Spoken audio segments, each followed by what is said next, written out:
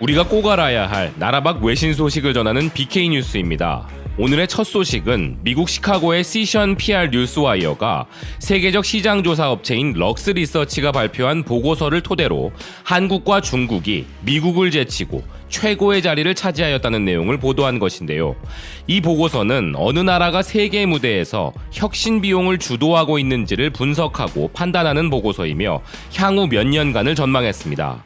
기사는 최근에 아시아가 R&D 지출, 벤처 캐피털 펀딩, 학술 간행물 및 특허 측면에서 붐을 일으키고 있다면서 한국과 중국은 강력하고 다양한 혁신 포트폴리오를 통해 지역적으로나 전 세계적으로나 혁신 입지를 공고히 하는 데 활용할 것이라 전망하였는데요.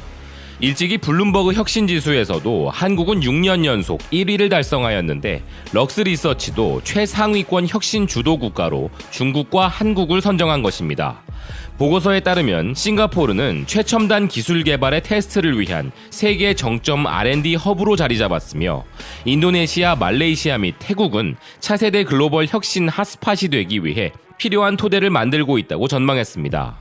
그리고 보고서에서는 일본에 대해서도 이야기하고 있는데요. 일본은 구태의연한 혁신 전략으로 지역 경쟁국들과 보조를 맞추기 위해 고군분투하고 있지만 결국 일본의 기술 혁신 지위는 계속 축소될 것이라고 부정적인 평가를 내놓았습니다. 일본에 대해 이렇게 정확히 평가하는 점으로 볼 때 이 보고서는 아주 신뢰도가 높다고 봐야겠군요.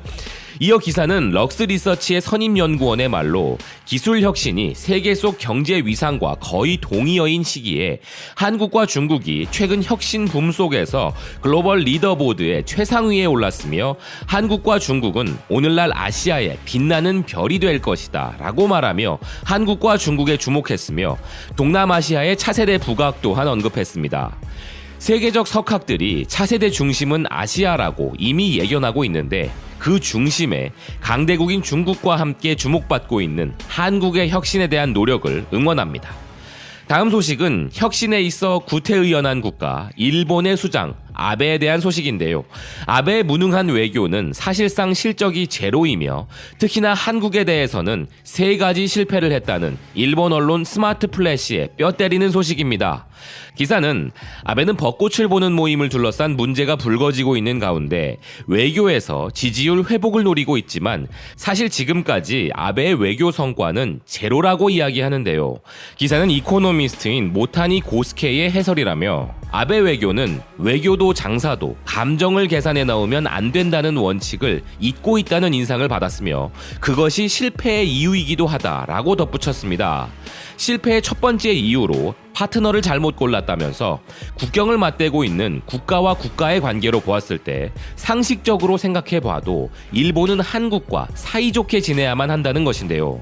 국경을 맞대고 있는 나라라면 미국, 필리핀, 러시아, 중국, 대만, 북한 그리고 한국인데 미국은 너무 멀기 때문에 이 중에서 중국에 대항하기 위해 필요한 전략적 파트너가 될 국가는 한국 말고는 없으며 민주주의라는 국가 가치관도 크게 다르지 않고 일본과 한국이 싸워서 가장 이득을 보는 것은 중국이라는 것을 잊어서는 안 된다고 이야기합니다.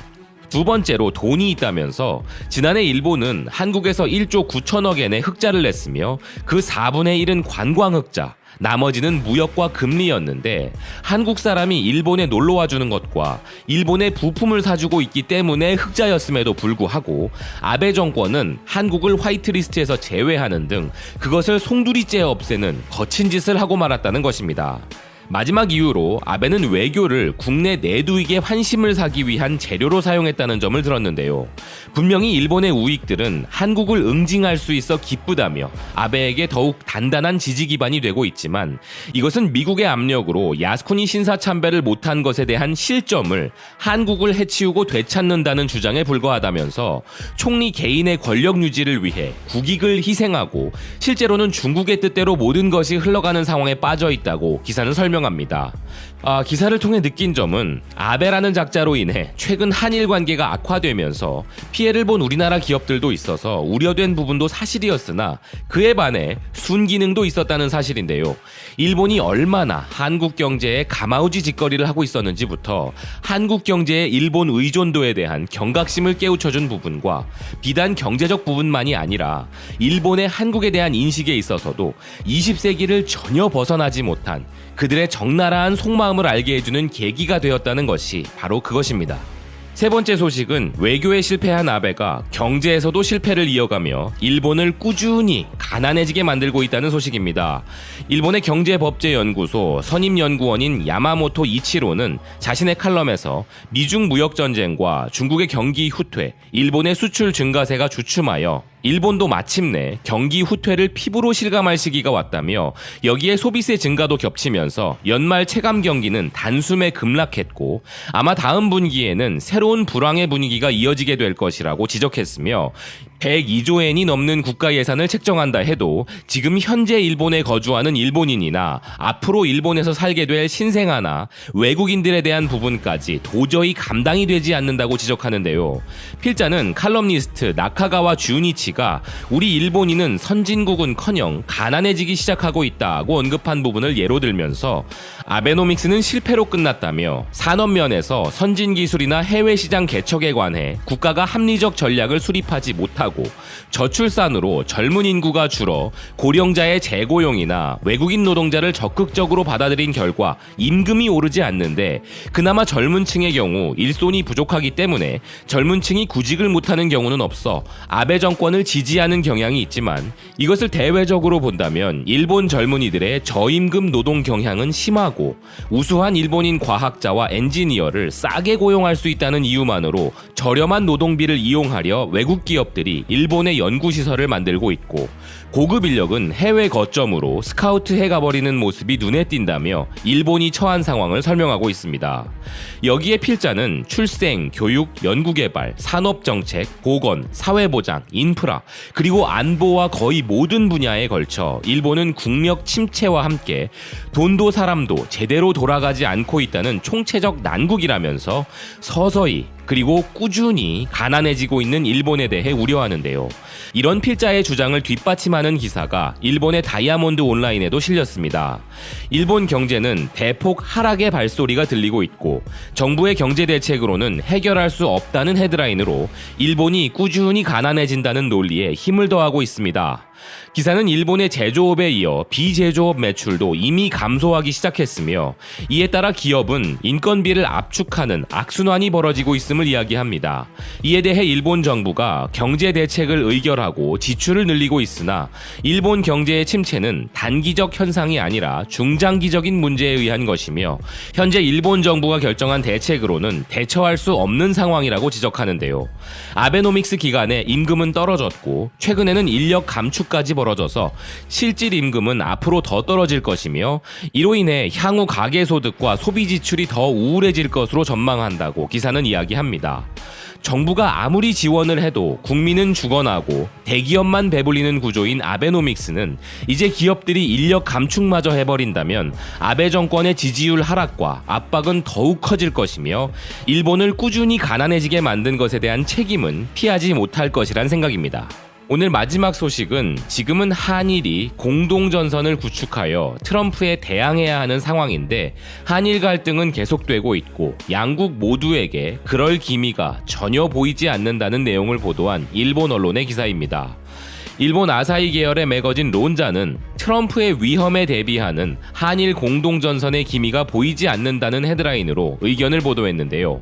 기사는 지소미아 협정 종료가 6시간을 남겨두고 살아났는데 그것은 지소미아를 연장하지 않겠다던 한국과 수출 규제 조치는 국내 문제라고 우기던 일본이 서로 다가선 것이라며 이 조치 이후 일본 정치인들과 전문가의 일부는 이것이 일본의 완전한 승리라고 주장했지만 그것은 현실을 정확히 보지 못한 것이며 우스꽝스러운 주장이라면서 이것이 근본적으로 해결된 것은 미국이 한일 쌍방 모두에게 해결을 촉구했기 때문이라고 이야기합니다.